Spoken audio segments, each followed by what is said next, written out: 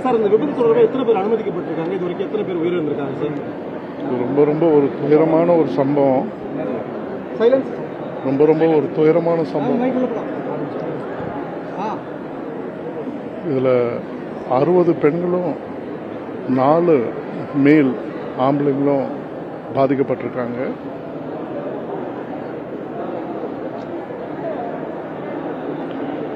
இருவர் அவர் ரொம்ப இல்லாமையே உங்களுக்கு தெரியும் உயிர் இழந்துட்டாங்க. 2 பேர் இது வரைக்கும் உயிர் இழந்திருக்காங்க. சிஎம் சார் ரொம்ப வேதனைப்பட்டாரு. மாண்புமிகு சிஎம் ரொம்ப வேதனைப்பட்டாரு. இந்த மாதிரி ஒரு துக்கம்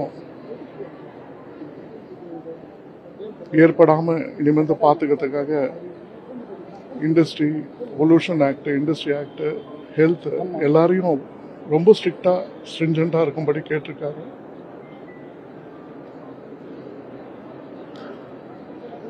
மேலே போய் பார்த்தோம். இங்க இருக்கக்கூடிய உயர்மட்ட மருத்துவர் அவங்க அத்தனை பேருக்கும் நன்றி சொல்லி கடமைப்பட்டிருக்கோம். சிஎம்மும் கடமைப்பட்டிருக்காரு. நம்ம எல்லாரும் சேர்ந்து தான் இந்த உயர்மட்ட டாக்டர்ஸ் அத்தனை பேரும் சேர்ந்து இத்தனை பேரை போராடி காப்பாத்துறாங்க.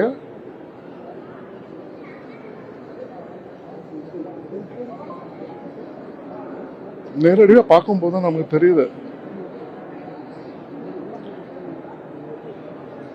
அந்த டாக்டர்ஸ் அவங்களுடைய எல்லா வித திறமையும் பண்றாங்க. ஒரு தனிப்பட்ட டிஎம்இ குழுவும் அனுப்பிச்சிருக்காங்க. டாக்டர்ஸ் குழு உயர்மட்ட டாக்டர்ஸ்க்கு இங்க வந்திருக்காங்க. எல்லாரும் வந்திருக்காங்க இவங்களை பார்த்துக்கிறதுக்காக.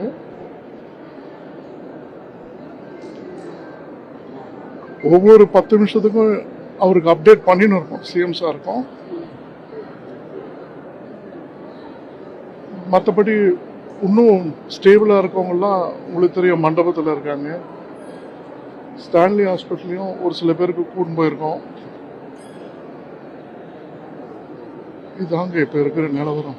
மொத்தமா இது வரைக்கும் எல்லா ஹாஸ்பிட்டலும் சேர்த்து எத்தனை பேர் உயிரிழந்திருக்காங்க? எந்த ஊருக்காரங்க அவங்க? நம்ம தமிழ்நாட்டுக்காரங்களா, வெளிமாநிலத்துக்காரங்களா? அத்தனை பேரும் வடநாட்டுக்காரங்க. அதுல 60 பேர் ஃபீமேல்ஸ், 4 பேர் மேல்ஸ். இதுல 2 பேர் தான் உயிரிழந்திருக்காங்க. எல்லா ஹாஸ்பிட்டலும் சேர்த்து. எதனால இந்த விபத்து ஏற்பட்டது? அமோனியா கசிவு எதனால ஏற்பட்டது ஆய்வு பண்ணீங்களா? இது இறால் பண்ணீங்க. அந்த இறாலுடைய ஸ்டோரேஜ் பண்ற இடம், அந்த கூலண்ட் லீக் ஆயிருக்கு. அந்த கூலண்ட் அமோனியா மூலமா கூலண்ட் பண்ணுவாங்க.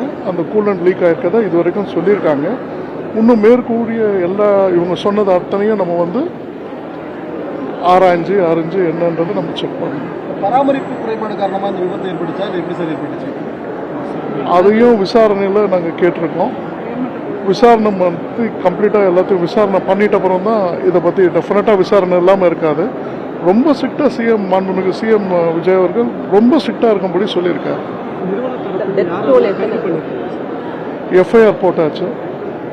அவங்கள செக்யூர் பண்ணியிருக்கோம்.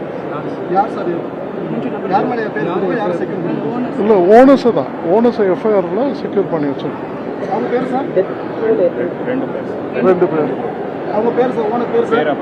பேர் நான் விசாரணையில் கரெக்டாக சொல்லிடுவாங்க. ஏன்னா எஃப்ஐஆரே போட்டாச்சு. அதனால உங்களுக்கு எல்லாமே தெரியும்.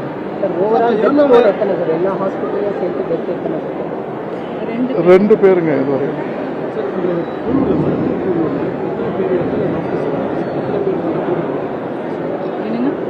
உயர் சிகிச்சைக்காக மருத்துவ குழு அமைச்சிருக்கேன்னு கிட்டத்தட்ட டிஎம்இ தலைமையில் 40-50 பேருக்கு மேல இருக்காங்க.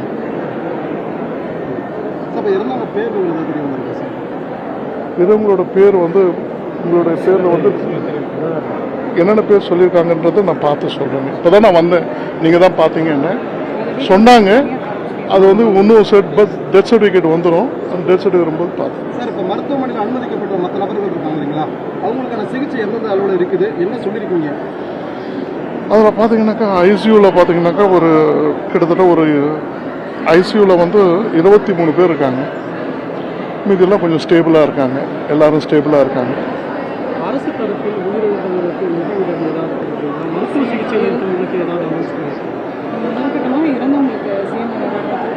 இல்லை எல்லாமே இப்போ இறந்தவங்களுக்கு வந்து நம்ம சிஎம் உடைய நிவாரணத்துக்காக பரிந்துரைக்கப்பட்டிருக்கு. அது இல்லாமல் இண்டஸ்ட்ரியல் ஆக்ட் பிரகாரம் அவங்களுக்கு வர வேண்டியது அதை வந்து சீக்கிரமாக செயல்படுத்தணும்னு சொல்லியிருக்காங்க. அது சீக்கிரமாக செயல்படுறதுக்கும் நடவடிக்கை எடுத்துருக்கோம்.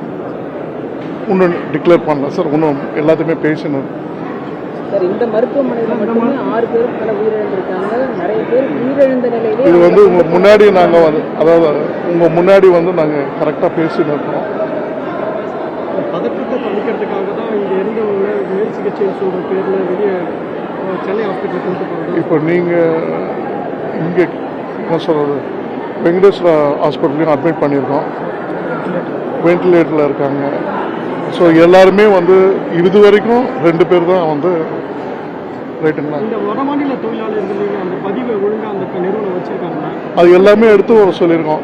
முதல்ல கேட்டது அந்த கேள்வி தான். ஸோ உயிரிழப்புக்கும் இந்த மாதிரி தகவல்களை முறையாக வந்து வாங்கி பதிவு செய்யணும்னு சொல்லி எஸ்பி சார் சொல்லியிருக்காங்க. இப்போ இந்த நிறுவனத்திலே அப்படி ஏற்பட்டிருக்கு. நாட்கள் 3 நாளில் வந்து இதெல்லாம் நடந்திருக்கு. நீங்கள் எல்லாருமே நம்ம மக்கள் தான், நம்ம அரசாங்கம் தான். நீங்களும் உங்களுக்கும் தெரியும் எவ்வளோக்கு எவ்வளோ உயிரை நம்ம காப்பாற்றணுமோ, மற்றது எல்லாத்தையுமே விட்டுட்டு உயிருக்கு எவ்வளோ நம்ம முக்கியத்துவம் கொடுக்கணுமோ அதை டெஃபினட்டாக செய்வோம், நிச்சயமாக செய்வோம். எங்கள் கூட நீங்களும் துணை இருந்து